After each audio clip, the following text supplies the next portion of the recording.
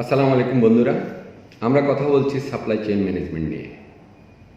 আমরা দেখেছি দীর্ঘদিন থেকে স্টোর এবং ওয়্যারহাউস ম্যানেজমেন্ট নিয়ে কাজ করছে, কিন্তু সাপ্লাই চেইন ম্যানেজমেন্ট নিয়ে কথা বলতে গেলে খুব ভালোভাবে ক্লিয়ার ধারণাটা বলতে পারে না।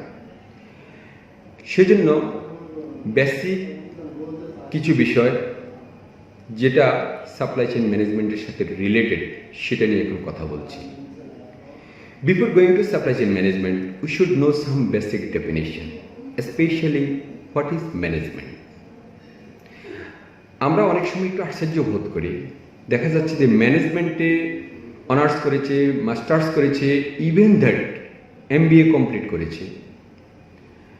যখন তাকে ইন্টারভিউ বোর্ডে প্রশ্ন করা হয় যে হোয়াট ইজ ম্যানেজমেন্ট, খুব ভালো একটা ডেফিনিশন বলতে পারে না। এটা খুবই দুঃখজনক এবং এটার কারণ আছে।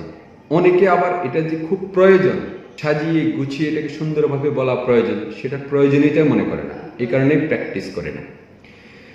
তো এখানে আমি যেটা শর্টলি বলতে পারি, management is the functions that coordinate the efforts of people to implement the plan and achieve the goals.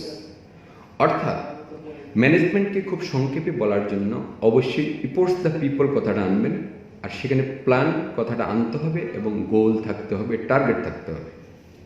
কারণ টার্গেট ওরিয়েন্টেড নিয়ে সবসময় কথা বলবেন, রেজাল্ট ওরিয়েন্টেড নিয়ে। এভরি ম্যানেজার আর হিউম্যান রিসোর্স ম্যানেজার। সুতরাং human resource management is a process. আমি এখানে আরেকটু বলে রাখি, সাপ্লাই চেইন ম্যানেজমেন্টের কোনো টার্মসকে ডিফাইন করার সময় let's try to start is a process, is a system, is a terms. তাহলে আপনি অনেক দূর এগিয়ে গেলেন। তারপরে বাকি অংশটুকু বলবেন। আর খুব বেশি ডেসক্রিপটিভলি বলার জন্য আপনি আরও অনেক কিছু লিখতে পারেন। তেমনি হিউম্যান রিসোর্স ম্যানেজমেন্ট সবাইকে জানতে হবে। আমি আবারও বলছি, এভরি ম্যানেজার আর HR ম্যানেজার। আমার ডিপার্টমেন্টের HR ম্যানেজার আমি, এটা মনে রাখতে হবে। সুতরাং HR এর বেসিক জিনিসগুলা সকল ম্যানেজারকে জানতে হবে। Human resource management is a process designed to maximize the skills with recruitment, placement, appraisal, promotion, training, transfer, এই জাতীয় বেসিক টার্মসগুলো নিয়ে হিউম্যান রিসোর্স ম্যানেজমেন্ট কাজ করে। দেন আসে আমাদের বেসিক সাপ্লাই চেইন ম্যানেজমেন্ট, যেটা নিয়ে কথা শুরু করেছি। Supply chain management is a process of management that related with planning, organising, controlling the flow of goods and services as per customer demand. আপনি যখন সাপ্লাই চেইন ম্যানেজমেন্টকে ডিফাইন করবেন, তখন অবশ্যই প্ল্যানিং, অর্গানাইজিং এবং কন্ট্রোলিং, এটার পাশাপাশি flow of goods and services কথাটি অবশ্যই আনার চেষ্টা করবেন। তা না হলে ওই সংজ্ঞাটি ফুলফিল হবে না। আর ফ্লো অফ গুডসটা হবে অবশ্যই as per customer demand or requirements of production process. What is investment? Investment is the action or process investing something for profit.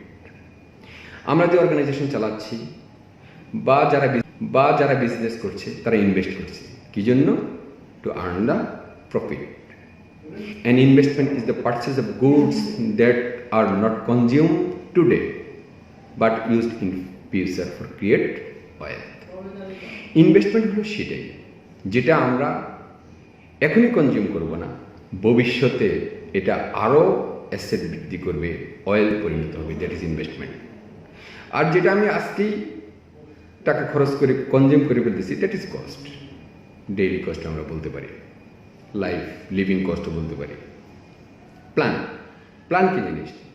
আমরা অনেকেই প্ল্যান কি জিনিস বললে একটু দ্বিধাদ্বন্দ্ব। আসলে প্ল্যান জিনিসটা কি? To determine to do something is plan. আমি একটা কিছু করবো, দ্যাট ইজ মাই প্ল্যান। তাহলে হোয়াট ইজ প্ল্যানিং? এটার মধ্যে সিগনিফিকেন্ট একটু পার্থক্য আছে। প্ল্যানিংটা হলো set up the task or routine, অর্থাৎ the way of action to implement the plan is planning.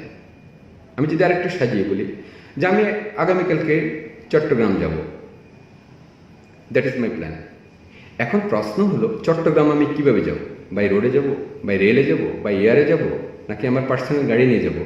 That is my planning. আশা করি প্ল্যান এবং প্ল্যানিং জিনিসটা কি এটা সম্পর্কে সবাই ক্লিয়ার। Then investment planning.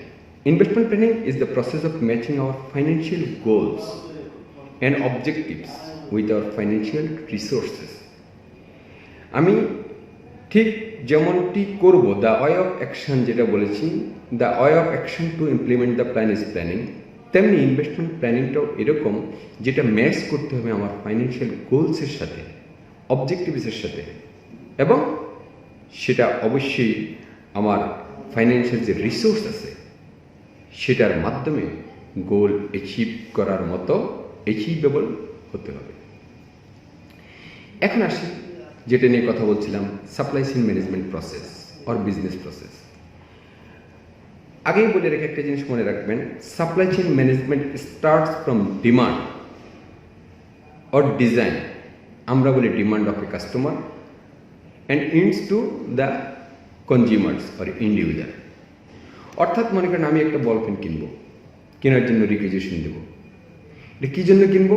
কোনো না কোনো কারণে আমার এই বল পেনটা কেনার জন্য একটা ডিমান্ড তৈরি হয়েছে, আমার প্রয়োজন হয়েছে।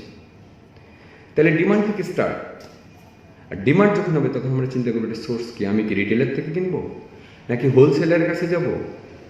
এটা প্রোডাক্ট ভেদে আমাকে চিন্তা করতে হবে আমি কোথায় থেকে কিনবো। সেই জন্য হয়তো আমাকে র মেটেরিয়ালস প্রডিউসারের কাছে যেতে হতে পারে, কোনো ভেন্ডরের কাছে, কোনো লোকাল এজেন্টের কাছে যেতে হতে পারে। প্রসেসটি যখন একটু বড় হবে তখনই সেখানে মেশিনের প্রয়োজন হবে, ম্যানের সংখ্যা বাড়বে এবং হিউম্যান রিসোর্স অবশ্যই লাগবে। তারপর কিছু কিছু বিষয় আমরা দেখি যে লোকাল হোলসেলার আছে তাদের কাছ থেকে নিয়ে থাকি, আবার লোকাল রিটেলার আছে তাদের কাছে চেয়ে থাকি, আবার কিছু কিছু ক্ষেত্রে প্রোডাক্ট বাদে আমরা অনেক সময় একদম যিনি রুট প্রডিউসার তার কাছ থেকেও কালেকশন করে থাকি। আবার অনেক সময় কিছু কিছু প্রোডাক্ট রুট প্রডিউসাররা সরাসরি তার কাস্টমারের কাছেও সাপ্লাই দিয়ে থাকে। এইভাবে একটা সার্কেল ঘুরতে থাকে, that is supply chain process. এই সাপ্লাই চেইন ম্যানেজমেন্ট প্রসেসটাকে এক্সিকিউট করার জন্য আমাদের আনুষঙ্গিক যেই সমস্ত কাজগুলো করতে হয়, that is purchasing, inventory, production, logistics, warehousing এবং transportation, IT, customer management, customer relationship management, process management, এই জাতীয় সবগুলো প্রসেস আমরা সঠিকভাবে রেজাল্ট ওরিয়েন্টেড ওয়েতে যদি ইমপ্লিমেন্ট করতে পারি, দেন সাপ্লাই চেইন ম্যানেজমেন্ট প্রসেসটাও সুইটেবলি মেনটেন করা সম্ভব। আশা করি সাপ্লাই চেইন ম্যানেজমেন্টের বেসিক যে জিনিসটা, সেই ধারণাটা আপনাদের কাছে ক্লিয়ার করতে পেরেছি। এরপরেও যদি কারো কোনো প্রশ্ন থাকে তাহলে কমেন্টস বক্সে আপনি প্রশ্ন করতে পারেন, আশা করি উত্তর দেওয়ার চেষ্টা করব। আর কারো কোনো আইডিয়া থাকলে সেটাও শেয়ার করতে পারেন। Thanks to all, thanks for today. সবাই ভালো থাকবেন, ধন্যবাদ।